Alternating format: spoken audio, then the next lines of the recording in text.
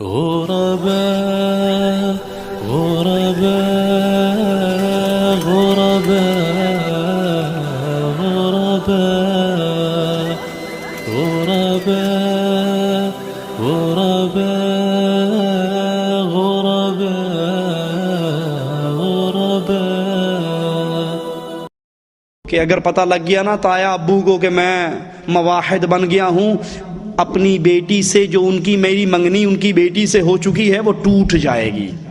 لہذا مولوی صاحب محرم کا حلوہ آئے ہم لے لیتے ہیں، 11ویں کی کھیر آئے ہم قبول کر لیتے ہیں، کنڈوں کا حلوہ آئے ہم قبول کر لیتے ہیں، شب برات کا حلوہ آئے قبول کر لیتے ہیں، میلاد النبی کے جلوس کی طرف سے سبیل دودھ کی لگے ہم پی لیتے ہیں، صرف اس لیے کہ ہم نے توحید کو سمجھ تو لیا ہے، مان تو لیا ہے، لیکن اگر ان چیزوں سے انکار کریں گے تو لوگوں کو پتہ لگ جائے گا یہ موحد ہے، ہمارے تعلق خراب ہوں گے، ہماری دوستیاں خراب ہوں گی، ہماری رشتہ داریاں خراب ہوں گی۔ ہم بس توحید کو سن چکے، آپ سے پڑھ لیا، مان لیا، جان لیا، اپنے دل میں دفن کر لیا، لوگوں سے کیسے رشتے توڑ لیں؟ لوگوں سے تعلق ہم کیسا خراب کریں؟ حضرت عبداللہ کی سیرت کو سامنے رکھو، جا رہے ہیں، آنکھوں سے آنسو گر رہے ہیں، غلام واپس لے آتے ہیں، قیصر کے سامنے کھڑا کر دیتے ہیں، آقا یہ رو رہا ہے۔ قیصر کہتا ہے ڈر گیا ہے نا، میں نے نہ کہا تھا اپنی جوانی کو برباد نہ کر، نصرانی ہو جا، میری حکومت کا حصے دار بن جا۔ جواب میں کہتے ہیں ظالم، تو نے میرے آنسوؤں کی قیمت کو نہیں جانا۔ حیران ہو کر پوچھتا ہے پھر رو کیوں رہا تھا؟ کہا بے وقوف میں تو اس لیے رو رہا تھا، اللہ آج تیری توحید پہ قربان ہونے کا وقت آیا، آج تیری توحید کے لیے مرنے کا وقت آیا، آج تیرے نام پہ ذبح ہونے کا وقت آیا۔ اے عرش والے اللہ، میری صرف ایک جان ہے، اے کاش میرے جسم کے ہر بال کے بدلے تو مجھے جان دے دے، میں ہر جان کو تیری توحید پہ قربان کر ڈالوں۔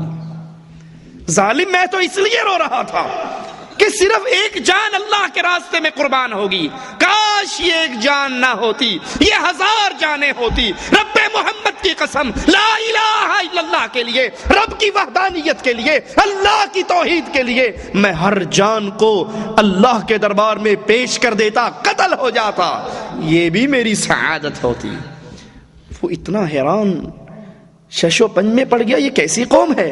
کہتا ہے اچھا اگر تو میرے ماتھے کو چوم لے میں تجھے رہا کر دوں گا۔ حضرت عبداللہ کہتے ہیں صرف مجھے نہیں میرے ساتھیوں کو بھی رہا کرے گا؟ کہا سارے مسلمان قیدیوں کو رہا کر دوں گا۔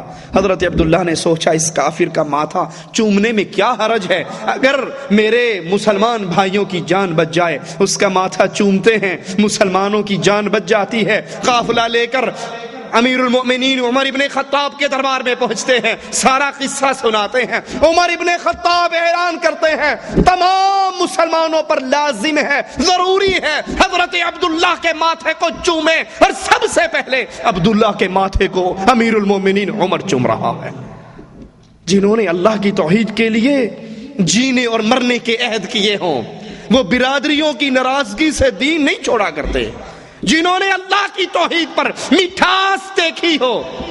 اسی لیے آقا علیہ السلام نے کہا تھا اس نے ایمان کا ذائقہ چکھ لیا وہ مومن بن گیا، اس کے ایمان کی گارنٹی محمد الرسول اللہ دے رہے ہیں کہ جو لا الہ الا اللہ پڑھنے کے بعد پھر شرک میں جانا اس کو ایسے لگے جیسے جیتے جی کوئی آگ میں دھکیل رہا ہے۔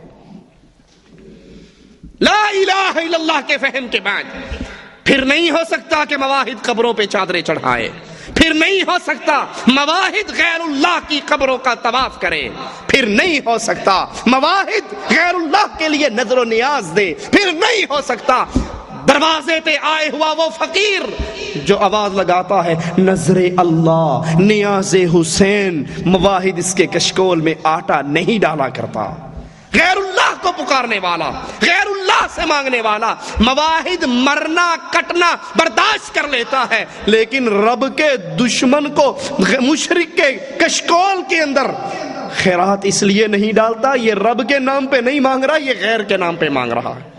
دو مکھی والوں کا ذکر آپ نے سنا ہوگا، ایک نے دے دی گزرنے دیا، دوسرا استقامت کا پہاڑ بنا۔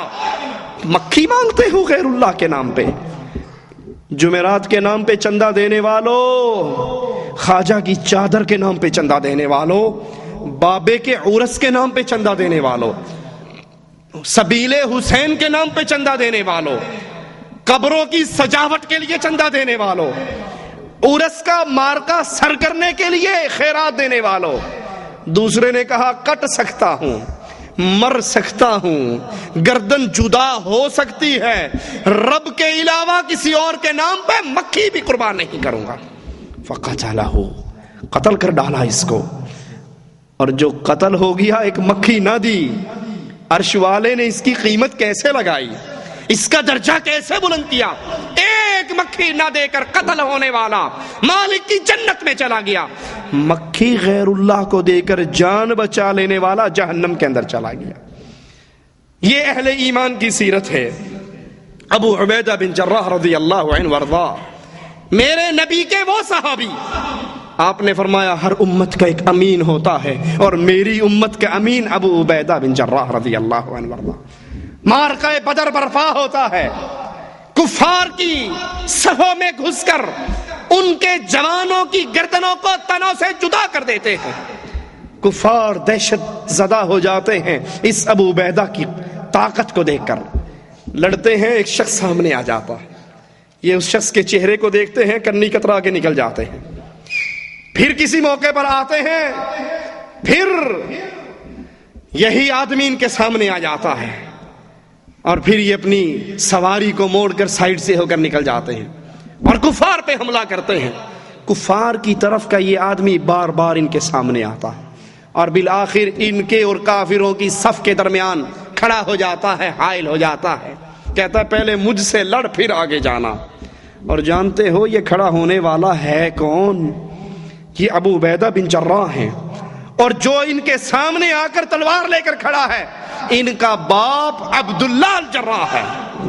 باپ آ کر کھڑا ہوا، اور جب دیکھا کہ اب گزارا نہیں ہے، اپنی تلوار کو باپ کے سر پہ مار کے اس کی کھوپڑی کو دو حصوں میں بدل دیتے ہیں، زبان حال سے اعلان کرتے ہیں اگر رب کا دشمن باپ بھی آئے گا تو اس کی محبت کو سائیڈ پہ رکھ کے اس سے جدائی ہو جائے گی، اس کو قتل کرنا پڑا تو کر دیا جائے گا، لیکن رب کی توحید پہ آنچ نہیں آنے دی جائے گی۔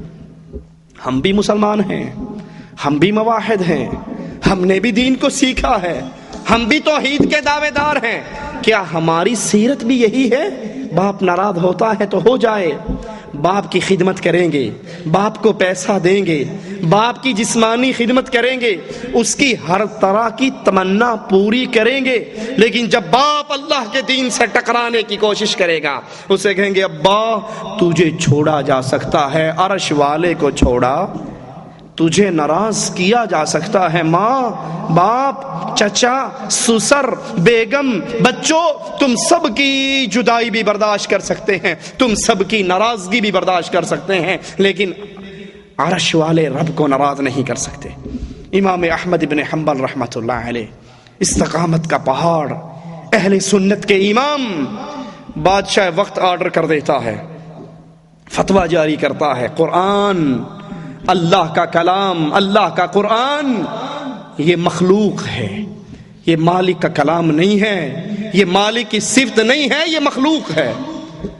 مولوی بک جاتے ہیں، مولوی خاموش ہو جاتے ہیں، دو بچتے ہیں، ایک حضرت نوح رحمہ اللہ اور ایک حضرت امام احمد بن حنبل رحمۃ اللہ علیہ۔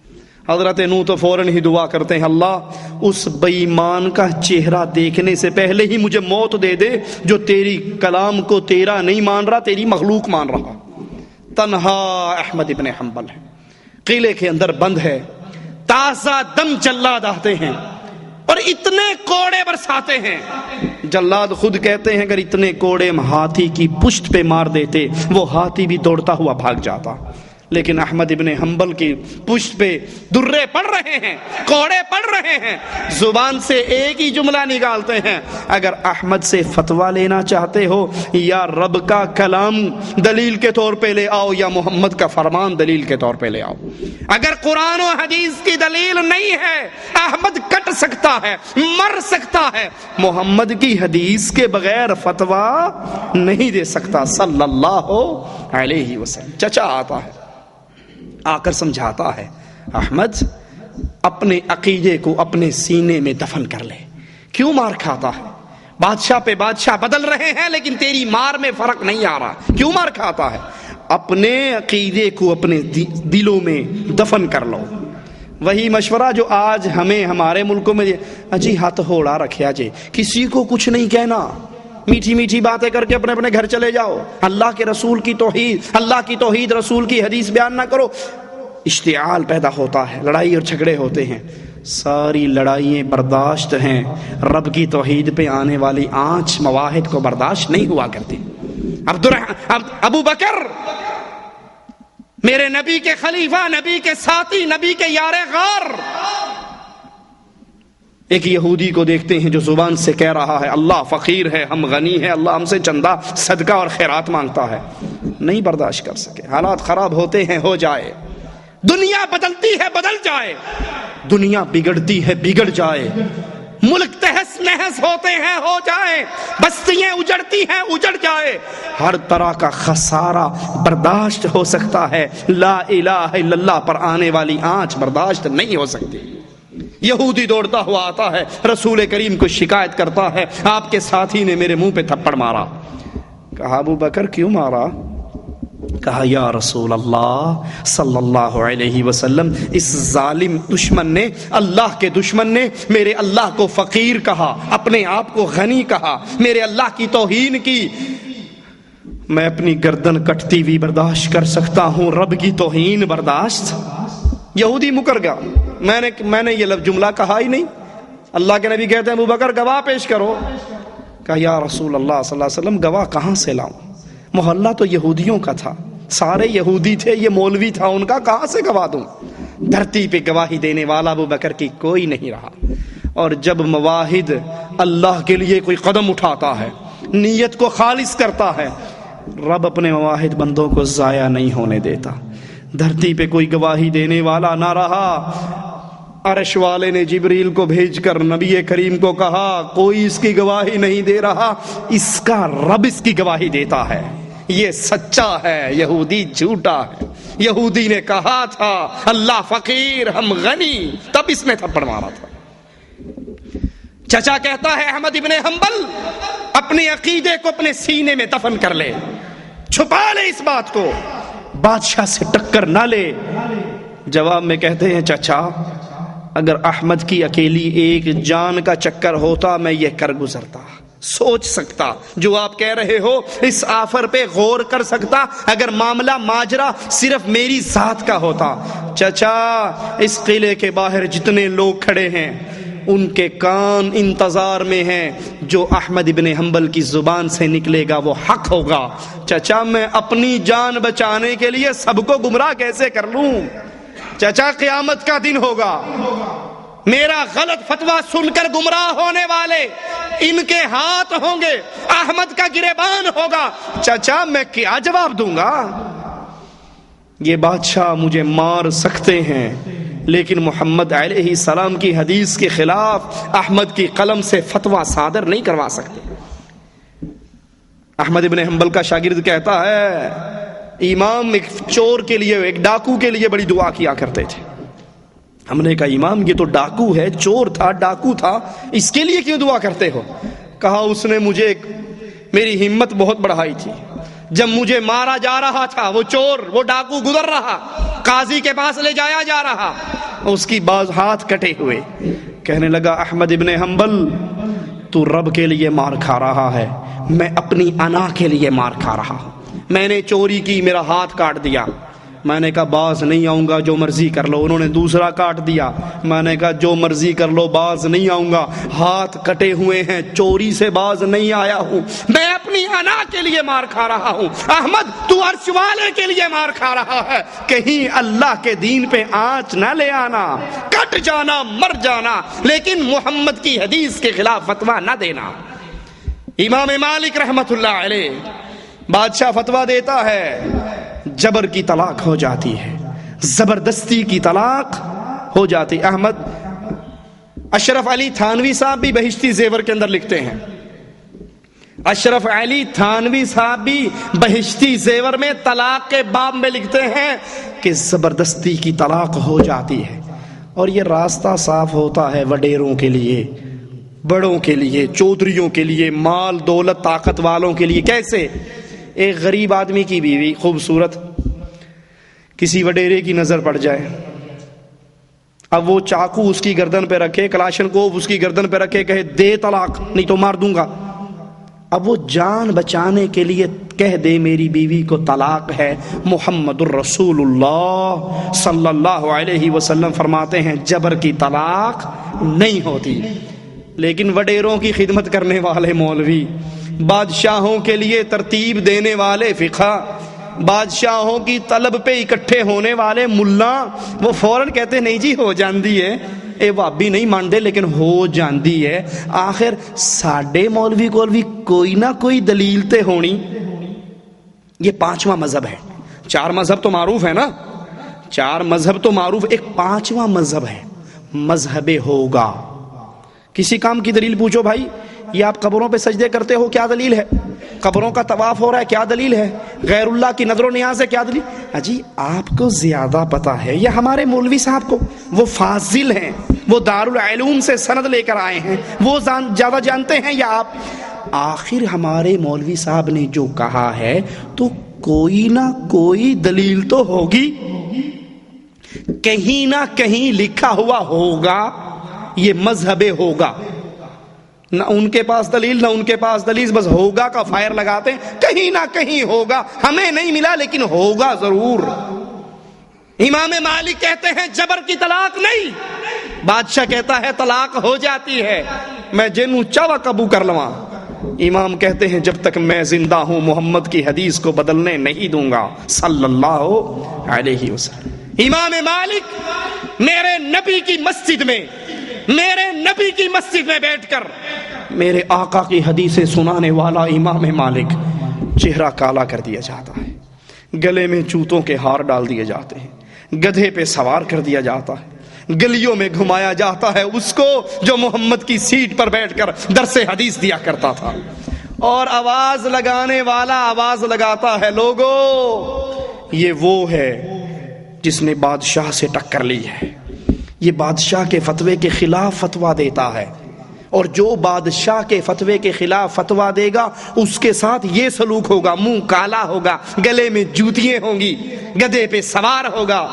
امام مالک کہتے ہیں من عرفنی، جو جان گیا مجھے وہ تو جان گیا، اور جو نہیں جانتا میں تعارف کروا رہا ہوں۔ سنو، جب بادشاہ کا منادی کرنے والا چپ ہوتا، محمد کی حدیث سنانے والا اپنا تعارف خود کرواتا، جو جانتا ہے وہ جانتا ہے، جو نہیں جانتا وہ جان لے میں مالک بن انس ہوں۔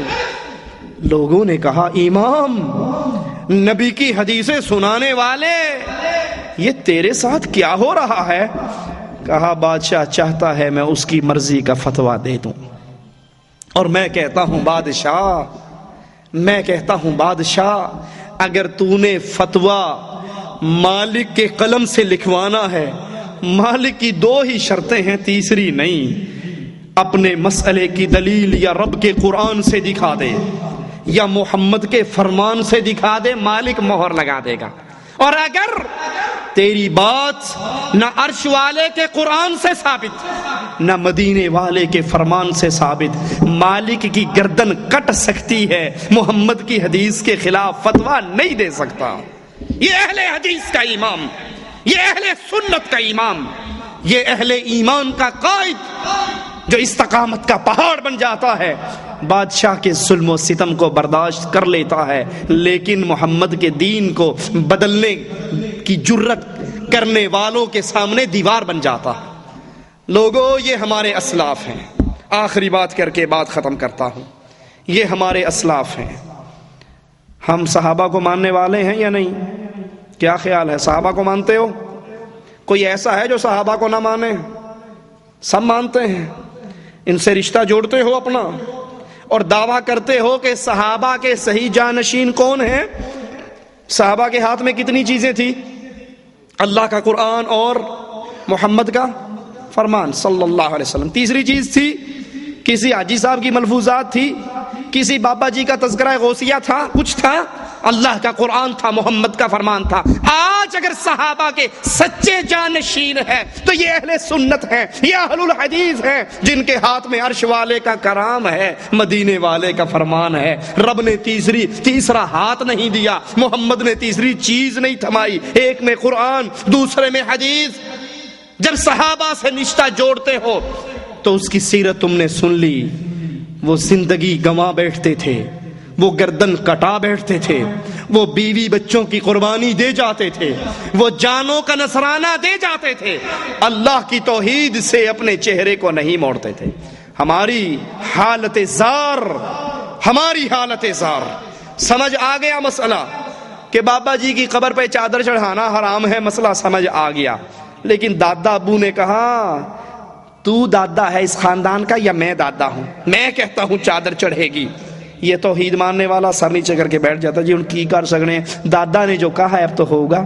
باپ کہتا ہے ہمارے خاندان میں 20 سال سے 11ویں چل رہی ہے، تو کیسے کہتا ہے؟ خاندان کے سامنے، برادری کے سامنے، قوم اور قبیلے کے سامنے، بیوی اور بچوں کے سامنے یا معاشرے کے سامنے لا الہ الا اللہ سے گردنیں موڑ لینے والوں، قیامت کے دن اللہ کو کیا منہ دکھاؤ گے؟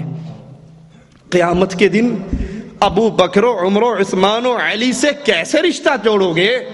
انہیں کیسے کہو گے ہم تیرے ماننے والے ہیں، ہم تمہارے علم کو تھامنے والے ہیں، ہم تم سے دوستی کرنے والے ہیں، دنیا میں بھی تمہارا دم بھرتے تھے، آج بھی تمہارے ساتھ جانے کے متمنی ہیں۔ اور اگر انہوں نے جواب میں کہا ہم سے رشتہ جوڑنے والوں، ہم نے تو اپنی ماں کو چھوڑا، اپنے باپ کو چھوڑا۔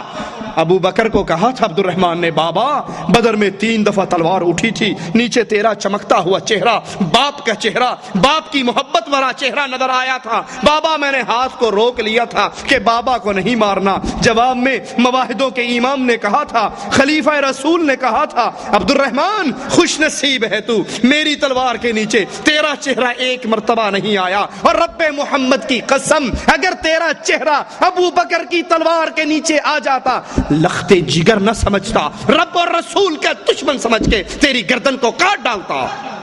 اگر ان صحابہ نے پوچھ لیا ہم سے رشتہ جوڑنے والوں، ہم نے تو بیٹوں کی قربانی دی، باپ کی قربانی دی، ماں کی قربانی دی، مال کی قربانی دی، قوم کی قربانی دی، معاشرے کی قربانی دی، وطن کی قربانی کی، ہجرتیں کی، تم نے شلوار اونچی کی، دوسرے نے کہا اچھا چھوٹے بھائی کی پہن آئے ہو، کپڑا بچانے لگ گئے ہو، بکری چرانے جا رہے ہو، بارش تو نہیں ہو رہی، تم نے شلوار کی اونچی کر لی، انہیں اتھے ہی تھلے کر لی۔ میرے کول نہیں ایڈی گلاں سنیاں جانیاں، لوگ تانے دیتے ہیں، شلوار اونچی کرو لوگ تانے دیتے ہیں، داڑھی رکھ لو، پہلے مجھے اچھا صاحب سر محترم کہا کرتے تھے، اور جب سے داڑھی رکھی ہے اب میں اچھا بھلا بابو ٹائپ آدمی، ہر بندہ دیکھنے والا ملا، مولوی، ملوٹا، ملوانا، داڑھی میں 2 سفید بال آ جائیں 35 سال کے بچے کو بھی کیا کہیں گے؟ بابا جی راستہ دو،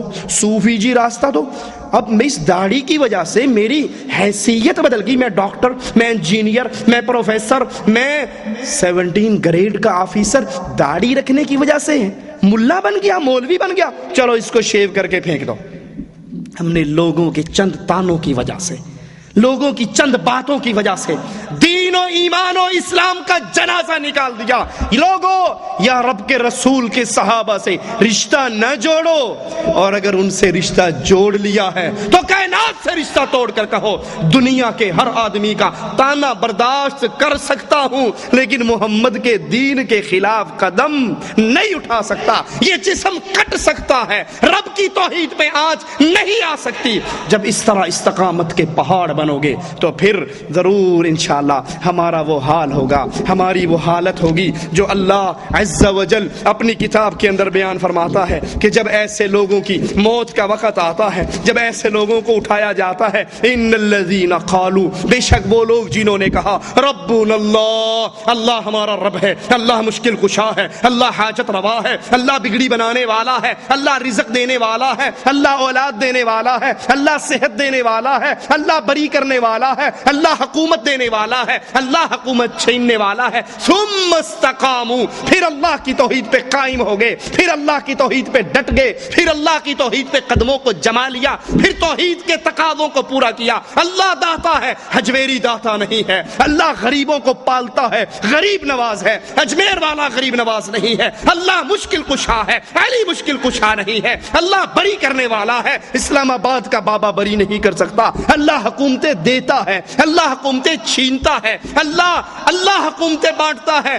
مان سیرے کا دھنک کے شاہ ڈنڈے مار کر حکومتیں نہیں دے سکتا. ثم استقاموا, پھر اس توحید پہ قائم ہو گئے, پھر ان کے اوپر تتنزل علیہم الملائکہ, فرشتے آسمان سے اترتے ہیں. ان کی موت کا وقت آتا ہے, آسمان سے فرشتے آتے ہیں, کہتے کیا ہے, اللہ تخافوا, نہ ڈرو, ولا تحزنوا, غم بھی نہ کرو, نہ ڈر ہے, نہ خوف ہے, نہ غم ہے, وابشروا بالجنہ, خوش ہو جاؤ, مبارکباد کے مستحق ہو, تمہارے لیے خوشخبری ہے اس جنت کی.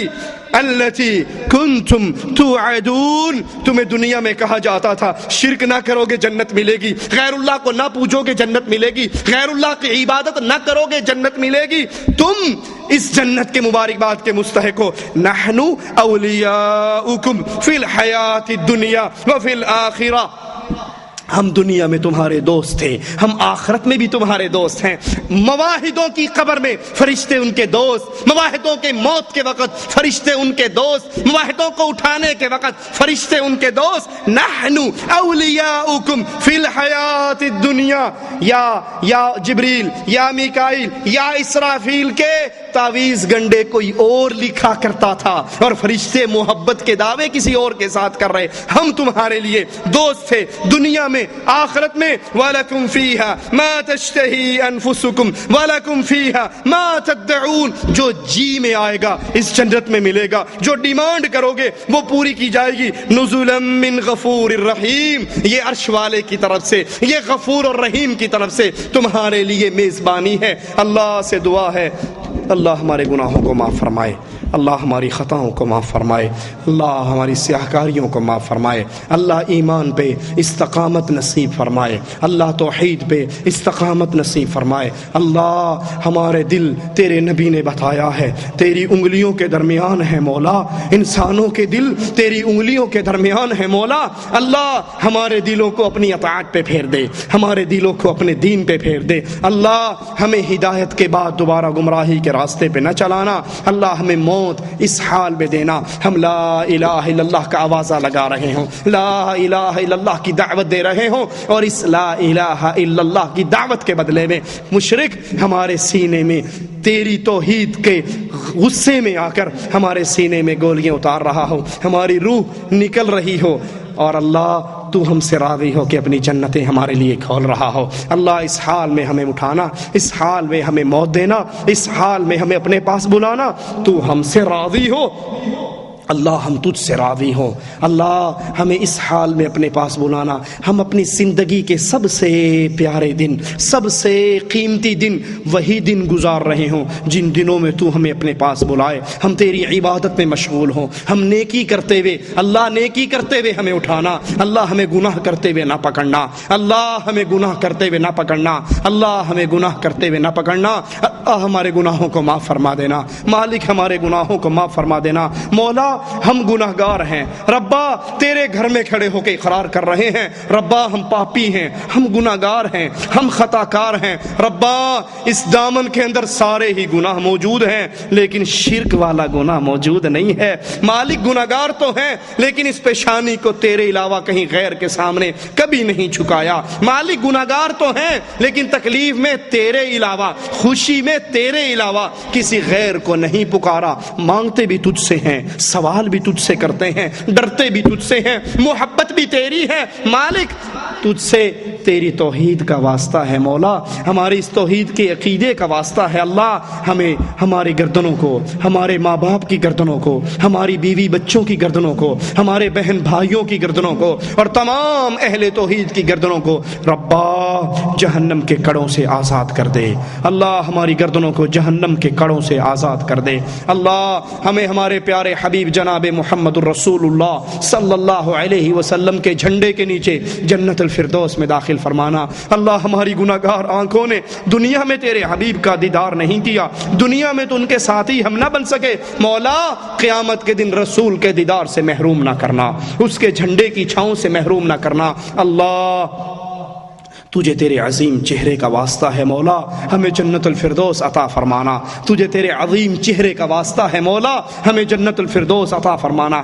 اللہ جنت کی سب سے بڑی نعمت، اللہ جنت کی سب سے بڑی نعمت تیرے پیارے چہرے کا دیدار ہے ربا۔ اللہ ہم جتنے بیٹھے ہیں ہم سب کو اپنے چہرے کا دیدار عطا فرمانا۔ ربا ہم جتنے بیٹھے ہیں تجھے تیرے عظیم چہرے کا واسطہ دیتے ہیں ربا، ہمیں جنت کی سب سے بڑی نعمت اپنے چہرے کے دیدار سے محروم نہ کرنا۔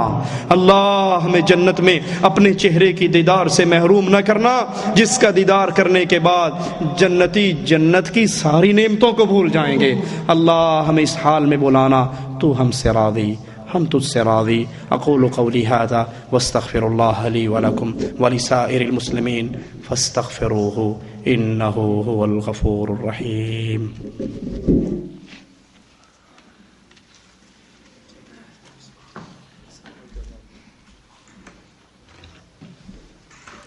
السلام علیکم ورحمۃ اللہ وبرکاتہ۔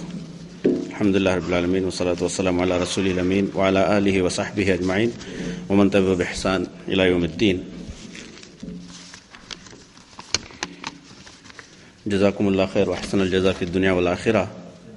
ہم اللہ سے دعا کرتے ہیں کہ شیخ موصوف کی علم میں اللہ تعالیٰ اور زیادہ ترقی اور زیادہ علم کی زیادتی اور اخلاص کی ہم اللہ تعالیٰ سے دعا کرتے ہیں کہ اللہ تعالیٰ یہ دو چیزیں شیخ موصوف کے اندر اللہ تعالیٰ عطا فرمائے۔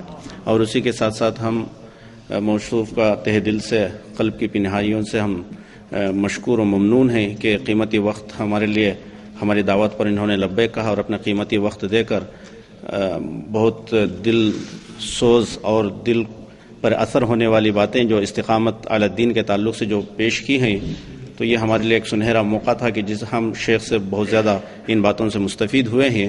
تو اللہ تعالیٰ ہمیں اس پر عمل کرنے کی توفیق عطا فرمائے اور ہم کو اللہ تعالیٰ کلمہ لا الہ الا اللہ محمد رسول اللہ پر استقامت کی توفیق عطا فرمائے، دین پر اور قبر میں حشر میں اللہ تعالیٰ ہمیں استقامت کی توفیق عطا فرمائے۔ ہم سب کو اللہ تبارک و تعالیٰ اپنی رحمتوں والی جنت میں اللہ تعالیٰ ہمیں دخول، وہاں داخلہ عطا فرمائے۔ ہم اللہ سے بارگاہ الہی میں یہی دعا کرتے ہیں۔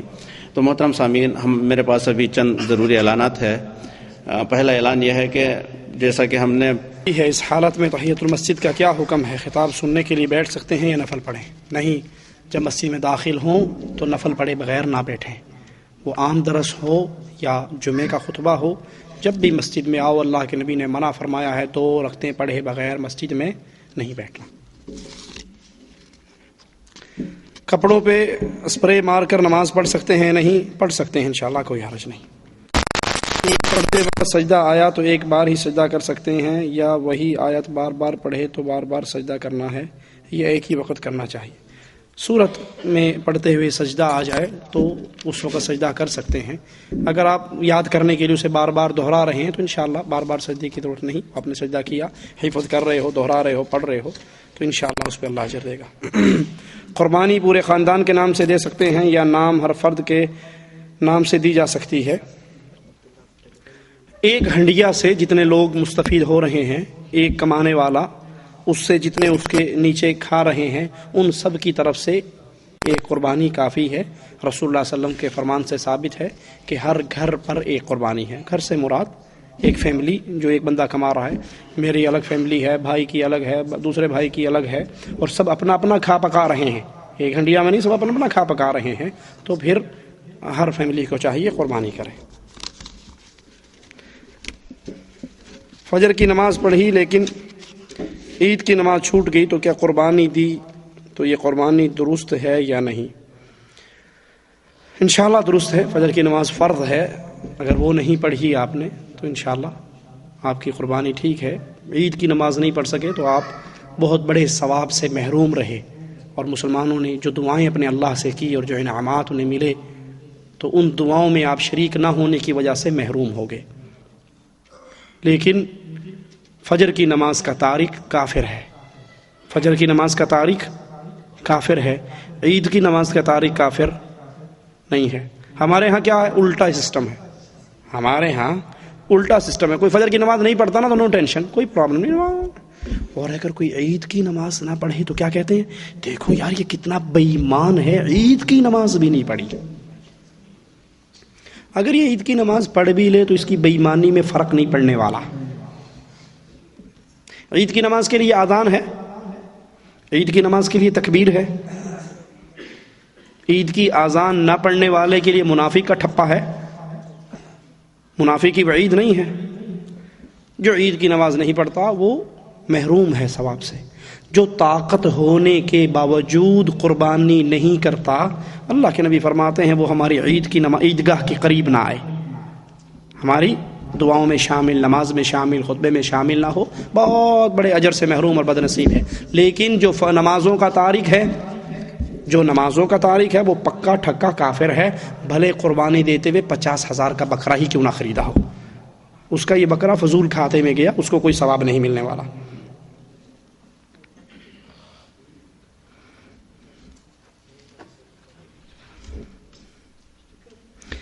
یہ بندے نے 2 نمبر طریقے سے حج کرنے کا مجھ سے سوال کیا ہے، تو وہ 2 نمبر طریقے سے ہی جواب لے لے ہیں۔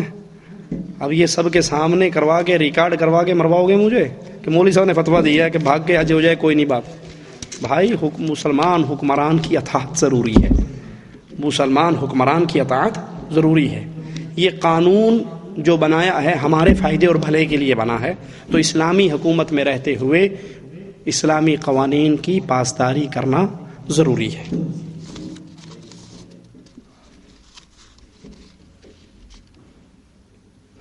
ایک بھائی کا ساتھی دوست بھائی ایکسیڈنٹ کے اندر دونوں پیروں سے زخمی ہو گیا ہے، دعا کیجئے اللہ تمام مسلمان بیماروں کو شفا عطا فرمائے۔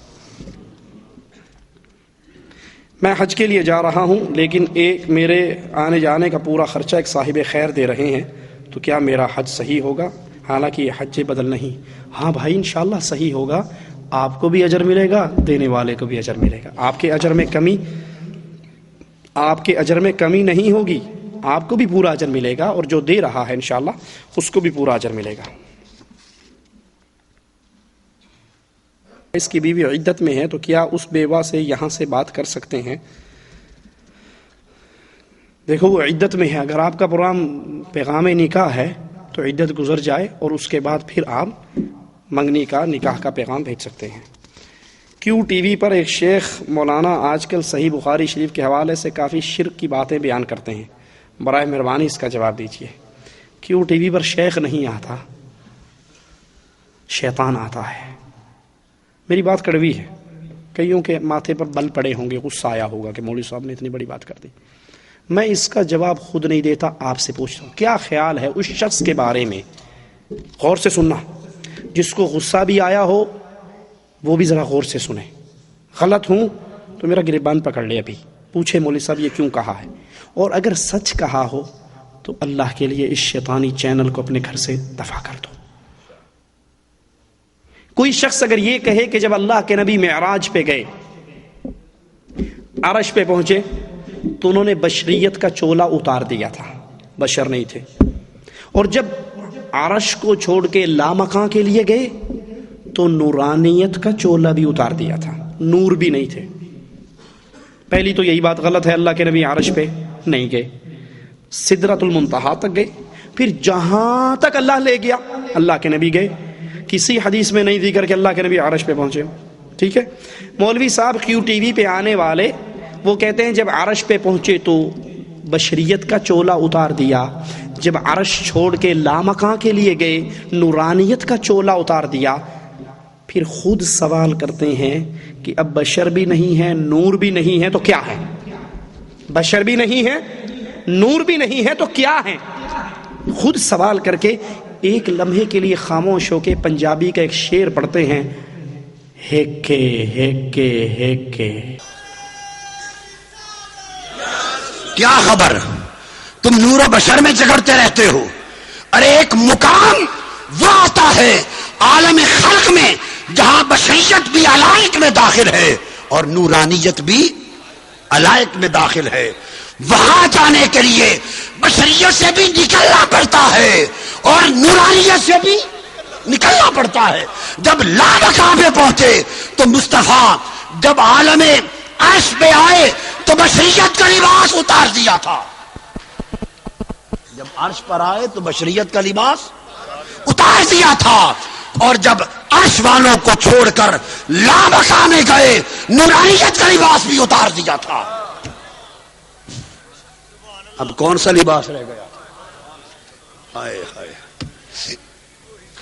हिक है हिक है हिक है हिक है हिक है हिक है।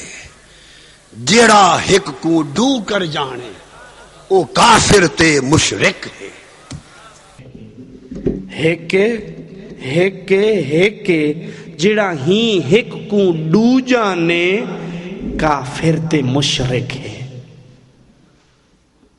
सराइकी का शेर है, तर्जुमा सुन लीजिए कि जब अर्श पे पहुंचे नूर भी नहीं थे, बशर भी नहीं थे, तो क्या थे? अल्लाह और रसूल ही थे ना। तो कहता है एक है एक है एक है, अल्लाह और रसूल एक है, अल्लाह और रसूल एक है, एक है एक है एक है।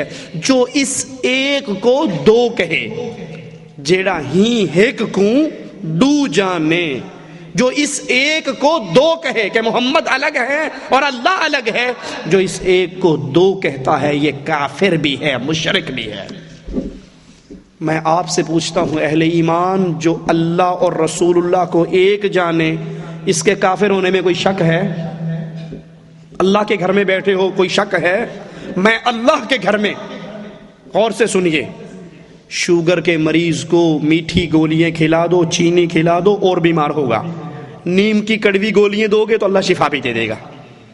जिनको गुस्सा आ रहा है उनसे माजरत के तौर पे कह रहा हूं, मैं अल्लाह के घर में खड़ा हूं, जो बोल रहा हूं अल्लाह के फरिश्ते लिख रहे हैं, अल्लाह के सामने जवाब दे हूं अला वजहिल बसीरा, दलील के साथ, बसीरत के साथ, यकीन के साथ कहता हूं, जो मोहम्मद सल्लल्लाहु अलैहि वसल्लम को अब्दियत के मकाम से उठाकर उलूहियत के मकाम पे बिठाता है, जिस तरह ताहिरुल कादरी साहब ने अपनी इस तकरीर में कहा है कि वो अल्लाह और रसूल हेके हेके हेके जेड़ा डू जाने काफिर और मुशरिक के, जो अल्लाह और उसके रसूल से के दरमियान खालिक और मखलूक का फर्क खत्म करके एक मानता है।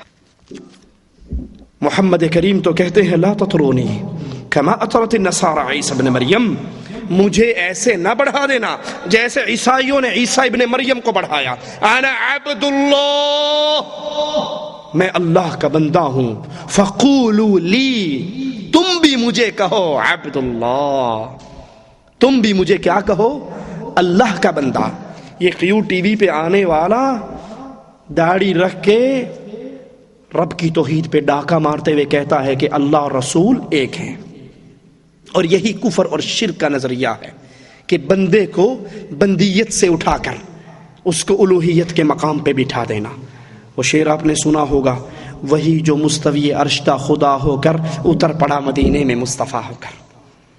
तज़किरा गौसिया, गौस अली शाह कलंदर कादरी की किताब मुश्ताक बुक कार्नर से छपी हुई, उर्दू बाजार लाहौर से صفحہ نمبر 290 پہ کہتا ہے، جبرائیل سے اللہ کے نبی نے پوچھا وہی کہاں سے لاتے ہو؟ اس نے کہا عرش سے نیچے کھڑا ہو جاتا ہوں، سدرۃ المنتہا پہ جا کر آواز آتی ہے لے کر آپ کے پاس آ جاتا ہوں۔ اس نے کہا کبھی دیکھا ہے آواز دینے والا کون ہے؟ کہا کبھی جرت نہیں ہوئی۔ کہا اس دفعہ جاؤ تلاش کرنا، دیکھنا کون آواز دے رہا ہے۔ جبریل کہتے ہیں میں نے آواز کی طرف پرواز شروع کی، جب عرش کے اوپر پہنچا تو خود محمد بیٹھے وہی کر رہے تھے۔ جبریل کہتے ہیں میں نے وہیں کھڑے کھڑے مدینے میں جھانکا تو وہاں بھی محمد بیٹھے تھے، عرش پہ دیکھا تو محمد بیٹھے تھے، ادھر بھی محمد ادھر بھی محمد۔ نعوذ باللہ تعالی اللہ عما یقولون۔ یہ وہی کفر ہے جو عیسائیوں نے کہا تھا کہ عیسی ابن اللہ، عیسیٰ